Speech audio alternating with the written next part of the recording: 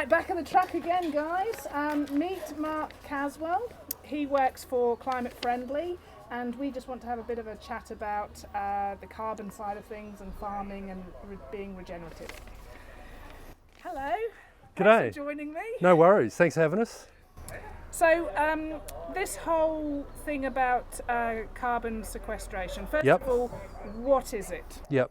So basically, the Australian government needs to meet their Paris agreements, so they use carbon credits to do that as a measurement of carbon sequestration through various methods, some of them forestry, some of them regeneration of native forests, and soil carbon are the big ones.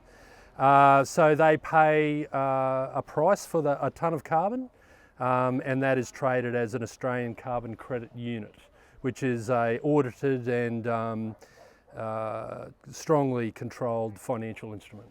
So this is all through the government. Is that right? Because your company is more... We're a private company, and there is a market with the Australian government to meet their Paris Agreement, but more recently the private market has been buying carbon credits, and they call that the spot market, and that price is doing around the $20 to $22 mark at the moment. The Australian government price is around $16 a tonne, and that changes over time. Yep. And so how does this whole format fit with farmers, whether they're industrial farmers or regenerative farmers? Yeah, look, it's I guess it's a really good fit with regenerative ag because we're looking at different approaches to get a mix of carbon sequestration and productivity happening. This isn't about one or the other, it's about hopefully a dual income stream that looks in practice change on the farm for more carbon in the landscape, and typically that aligns itself with better yields from whatever the commodity is, whether it's beef, dairy, cropping. And you know, in the regenerative circle, which is incredibly exciting, I think that's well understood that better biomass means better production and better long-term sustainability. So that goes on to the next question, which is why does carbon benefit anybody or farming or any of that? So obviously sequestration, unlike offsetting emissions, is the direct pull of CO2 out of the atmosphere into living things and hopefully stored for a long time. And in forests that's the case, or permanent organic matter in the soil is an example of that. So, you know, we have some very high parts per million, and that's causing all sorts of chaos for the planet. And this is one way of getting that excessive CO2 back into living landscapes. And for what reason? How does it benefit? Reduction of extremes of temperatures, but from a more local level, at the landscape level, increased carbon means additional moisture retention capacity, nutrient retention capacity, healthier animals in better condition, healthier crops in better condition, more able to put up with the extremes of weather, including drought.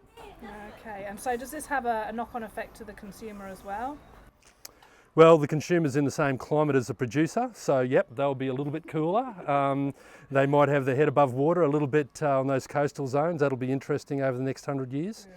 So yeah, and I guess also from what we're hearing from city consumers in terms of environmental benefits, animal welfare, a lot of these things are aligned with the regenerative ag movement. So that's very exciting to sort of have a win-win situation where we've got an environmental externality that's never been looked after by an economic system before, i.e.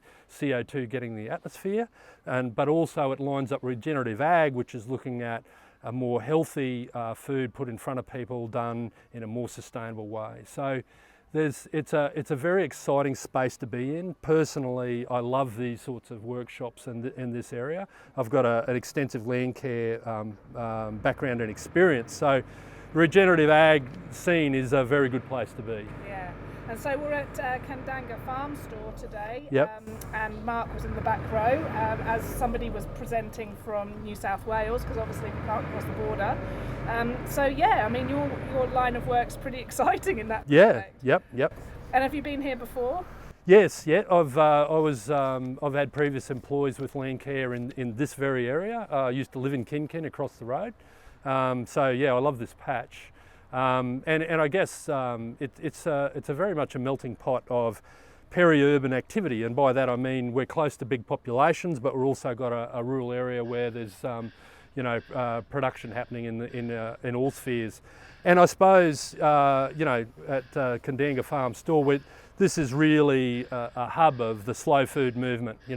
Understanding that nutritious food that's looked after appropriately and being distributed, these are the sorts of venues where we can eat local, we can see locals, and we're talking about sustainable ag in the local context. It works really well, doesn't it? Yeah. Thanks for joining me, Mark. Thank you. It's been an awesome conversation. Wonderful. Thanks very much.